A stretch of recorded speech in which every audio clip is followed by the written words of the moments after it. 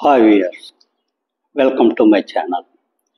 ఈరోజు అమరావతి.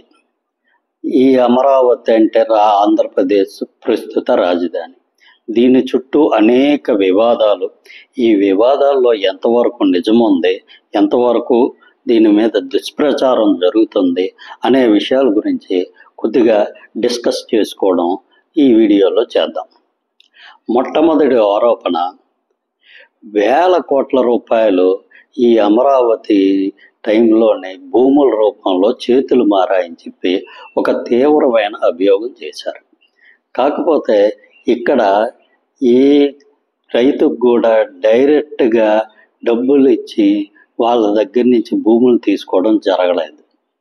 అమరావతిలో తీసుకున్న మొత్తం భూములు కూడా పూర్తిగా ల్యాండ్ పూలింగ్ అనే సిస్టమ్ ద్వారా ఈ భూములు తీసుకోవడం జరిగింది. ఈ భూములకి వాళ్ళకి ఏమీ డైరెక్ట్గా క్యాష్ రూపంలో ఏ విధమైన పేమెంట్లు జరగలేదు.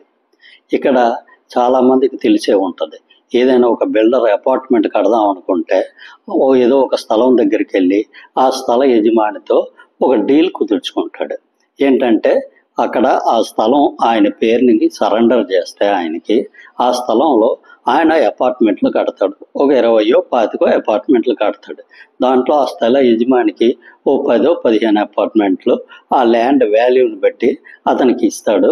మిగతా అపార్ట్మెంట్లు ఆయన అమ్ముకొని ఆ అపార్ట్మెంట్ కట్టడానికి అవసరమైన డబ్బులు పోగా ఆయనకి ఏమైనా మిగిలితే అది తీసుకుంటారు. ఇది యాక్చువల్గా ల్యాండ్ అండ్ డెవలప్మెంట్ చేసుకునే సాధారణ బిల్డర్ చేసేది. అదే పరిస్థితిలో ఇక్కడ అమరావతిలో కూడా పూర్తిగా ల్యాండ్ పూలింగ్ సిస్టంలోనే మొత్తం 31,000 ఎకరాలు రైతుల దగ్గర తీసుకున్నారు.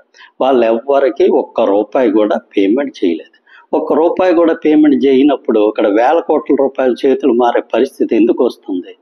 అక్కడ వాళ్ళకి ఇచ్చిన వాళ్ళతో కుదుర్చుకున్న డీల్ ఏంటంటే పూర్తిగా వాళ్ళు వీళ్ళకి సరెండర్ చేసేస్తే దాన్ని పూర్తిగా అమరావతిని డెవలప్ చేసి అమరావతిని పూర్తిగా డెవలప్ అయిన తర్వాత వాళ్ళకి దాంట్లో వాళ్ళు ఇచ్చిన భూమి ప్రకారం 1 ఎకరా ఇస్తే దాంట్లో ఏదో 1500 గజాలు 1000 గజాలు ఇలాగా ఒక సిస్టమ్ పెట్టి ఆ సిస్టమ్ ప్రకారం వాళ్ళకి ఇవ్వాల్సిన భూమి వాళ్ళకి ఇచ్చేసి మిగతా భూమి ఆ మిగిలిన భూమిని బయట అమ్ముకొని ఆ వచ్చిన డబ్బులతో అమరావతిని కట్టడానికి అవసరమైన అప్పులు తీర్చడం అనేది ఇది బేసిక్గా అమరావతిలో జరుగుతున్న విషయం. అందుకే దీన్ని సెల్ఫ్ ఫైనాన్సింగ్ ప్రాజెక్ట్ అన్నారు. అంతే తప్ప ఇక్కడ వేల కోట్ల రూపాయల చేతులు మారే పరిస్థితి ఎక్కడుంది? ఇప్పుడు ప్రతిపక్షాలు ఒకవేళ అటువంటివి జరిగితే ఏమైనా నిర్మాణాత్మకమైన విమర్శలు చేయాలి తప్ప ఊరికి అడ్డగోలుగా ప్రతిపక్షంలో ఉన్నాం కాబట్టి ఏదో విమర్శ చేస్తామంటే ఎలాగవుతుంది? ఇగో ఈ ప్లేస్లో వేల కోట్ల రూపాయల చేతులు మారాయి అని నిరూపించగలిగితే నిరూపించాలి. దీని మీద ఇంకో దుష్ప్రచారం ఏంటంటే వరదలు వస్తాయని, ఇక్కడ బిల్డింగ్లు కట్టడానికి ఇక్కడ సాయిల్ పనికిరాదని ఇలా వివిధ రూపాల్లో దుష్ప్రచారం చేశారు. వరదలు అనేవి ఎప్పుడో 5 ఏళ్ళకో 6 ఏళ్ళకో ఎప్పుడో వస్తాయి. అయినా సరే ఆల్రెడీ ఇప్పుడు కొత్తగా కడుతున్నాం కాబట్టి వరదలు వస్తే ఏం చేయాలనే దానికి పూర్తిగా అవసరమైన రాయితీ తీసుకొని ఏమేమి తీసుకుంటే జాగ్రత్తలు తీసుకోవాలో అవసరమైన జాగ్రత్తలు అన్ని విధాలుగా తీసుకొని ఈ సిటీని కన్స్ట్రక్ట్ చేయడం జరుగుతుంది. ఈరోజు చెన్నై, బెంగళూరు, హైదరాబాద్ చిన్న వర్షాలు పడితే విపరీతంగా మునిగిపోతున్నాయి. అలాగని ఆ సిటీలు డెవలప్ అవ్వకుండా ఉండిపోతున్నాయా? కాబట్టి వాటితో కంపేర్ చేసుకుంటే అమరావతి కొత్తగా కడతారు కాబట్టి ఈ వరదలు ఇలాంటి ముప్పు లేకుండా అన్ని రకాల జాగ్రత్తలు తీసుకొని కట్టడం జరుగుతుంది. ఇది ఒక దుష్ప్రచారం అనవసరంగా చేస్తున్నారు. దీనివల్ల ప్రయోజనం ఏమీ లేదు.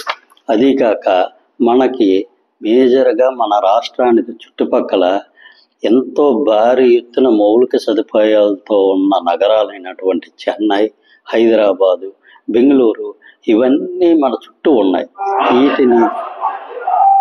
ఇటువంటి సిటీస్ని కాదని మనకి పెట్టుబడులు రావాలంటే మన సిటీకి ఏదో ఒక ప్రత్యేకత ఉండాలి. మనం కొత్తగా కట్టుకుంటాం కాబట్టి అన్ని రకాల మౌలిక వసతులు జాగ్రత్తగా ప్లాన్ చేసుకొని ఈ సిటీని కట్టుకుంటే ముందు ఈ సిటీకి భారీ ఎత్తున పెట్టుబడులు వచ్చే ఛాన్స్ ఎక్కువగా ఉంటుంది. ఇంకొక విషయం, ఈరోజు ఈ సిటీ మీద చాలా వరకు అప్పులు చేసి ఈ సిటీని కడుతున్నారు అంటున్నారు. కానీ యాక్చువల్గా ఇక్కడ సెంట్రల్ గవర్నమెంట్ చాలా వరకు గ్రాంట్ రూపంలోనే ఇచ్చింది. అది కూడా వరల్డ్ బ్యాంక్ నుంచే వచ్చింది. ఈ అప్పు ఇచ్చినా సరే అది సెంట్రల్ గవర్నమెంట్ పేరు మీద అప్పు వచ్చింది తప్ప అది మన స్టేట్ గవర్నమెంట్ పేరు మీద రాలేదు. కాబట్టి మన ఎఫ్ఆర్బిఎం లిమిట్స్ మారిపోవడం ఇటువంటివి ఏమీ జరగట్లేదు. పూర్తిగా సెంట్రల్ గవర్నమెంట్ మధ్యవర్తిగా ఉండి సెంట్రల్ గవర్నమెంట్ అప్పు తీసుకొని అది మనకి ఇచ్చింది. ఒకవేళ ఇన్ కేసు మనం అప్పు తిరిగి కట్టవలసి వచ్చినా ఇమీడియట్గా కట్టాల్సిన అవసరం అయితే ప్రస్తుతం లేదు. ఈ అమౌంట్ అంతా దాదాపు ఒక 5 ఏళ్ళు 6 ఏళ్ళు మ్యారటోరియం పీరియడ్ ఉంటుంది. అంటే అంతవరకు ఒక పైసా కూడా కట్టక్కర్లేదు. ఈ వచ్చిన అప్పు అంతా ఎక్కువగా వరల్డ్ బ్యాంక్ నుంచే వస్తుంది. ఈ అప్పు అనేది జనరల్గా 6 ఏళ్ళ తర్వాత అతి తక్కువ ఇంట్రెస్ట్ రేట్కి 3%, 4% ఇలాంటి ఇంట్రెస్ట్ రేట్లకి వరల్డ్ బ్యాంక్ వాళ్ళు కొన్ని స్పెషల్ ప్రాజెక్టులకు ఇస్తారు. అలాగా అప్పు తీసుకొచ్చారు తప్ప దీన్ని ఊరికే ప్రజలకి ఫ్రీగా పంచిపెట్టడానికి అప్పులు తీసుకురాలే. ఈ అప్పు తీసుకొచ్చి 5 ఏళ్ళలోపు ఈ ప్రాజెక్టును కానీ కంప్లీట్ చేయడం జరిగితే ఈ ప్రాజెక్టు వల్ల వచ్చే డబ్బులతోనే ఆ అప్పులు తీర్చివేయచ్చు. అదీగాక అన్నిటికన్నా ముఖ్యమైన విషయం ఏంటంటే గవర్నమెంట్ ఏదైనా ప్రాజెక్టులోని ఖర్చు పెట్టడం జరిగితే దాంట్లో దాదాపు 25 to 30% పైనే జిఎస్టీ రూపంలో తిరిగి గవర్నమెంట్కి వచ్చేస్తుంది. కాబట్టి దీనివల్ల ఏదో విపరీతంగా అప్పు పెరిగిపోద్దని సామాన్య ప్రజలు భయపడాల్సిన అవసరం అయితే ఈ విషయంలో లేదు. ఇంకా చాలామంది విశాఖపట్నం రాజధానిగా పెట్టుకుంటే బాగుంటుంది అని అంటారు. గత ప్రభుత్వం విశాఖపట్నం రాజధానిగా పెడతామని చెప్పి ఏమైనా ప్రయోజనం జరిగిందా విశాఖపట్నానికంటే ఏమీ లేదు. ఇక్కడ డెవలప్ చేయాలని ఉద్దేశం ఉండాలి కానీ రాజధాని అవసరం లేదు. అన్నిటికీ మించి ఒక విశాఖపట్నం వాసిగా మాకు విశాఖపట్నానికి రాజధాని అవసరం లేదు. ఈ విశాఖపట్నం దాన్ని ఎలా ఉందో అలాగ వదిలేస్తే విశాఖపట్నం ఆటోమేటిక్గా అదే డెవలప్ అవుతుంది. విశాఖపట్నానికి ఉండాల్సిన కొన్ని అడ్వాంటేజెస్ ఈ సిటీకి ఉన్నాయి. కాబట్టి ఇక్కడికి రావాల్సిన పెట్టుబడులు ఆటోమేటిక్గానే వస్తాయి.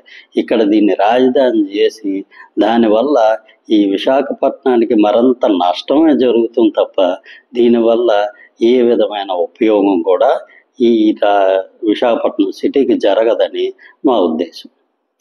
ఈరోజు విభజన జరిగిన తర్వాత ఎన్నో రకాలుగా ఇబ్బందులు పడతాం. మనం పూర్తిగా వ్యవసాయం మీద ఆధారపడాల్సిన పరిస్థితిలో ఉన్నాం. ఈరోజు మనకి జీవన్నార్ లాంటి ప్రాజెక్టులు 2, అమరావతి, పోలవరం. వీటిలో మంచో చెడో ఆల్రెడీ కొన్ని వేల కోట్ల రూపాయలు వీటి మీద ఖర్చు పెట్టడం జరిగిపోయింది. కాబట్టి ఈ స్టేజ్లో ప్రస్తుతం దాని మీద అనవసరమైన దుష్ప్రచారాలు చేసి వాటిని ఇబ్బంది పెట్టి వాటిని పూర్తి కాకుండా సగంలో ఆపేసే పరిస్థితి తీసుకురాకుండా ఎలాగైనా సరే అందరూ సహకరించి ఈ ప్రాజెక్టులు పూర్తిగా చేస్తే కనీసం ఎంతో కొంత దీనివల్ల ఈ రాష్ట్రానికి ఉపయోగం ఉంటుందని నేను కోరుకుంటున్నాను. కాబట్టి ప్రతిపక్షాలు ఎక్కడైనా సరే అన్యాయాలు అక్రమాలు జరిగితే ఒక నిర్మాణాత్మకమైన పాత్ర పోషించి వాటిలో అడ్డుకోవాలి తప్ప ప్రాజెక్టుని అడ్డుకునే పరిస్థితి మాత్రం రాకూడదని ఈ రాష్ట్రవాసిగా నా కోరిక. Thank you.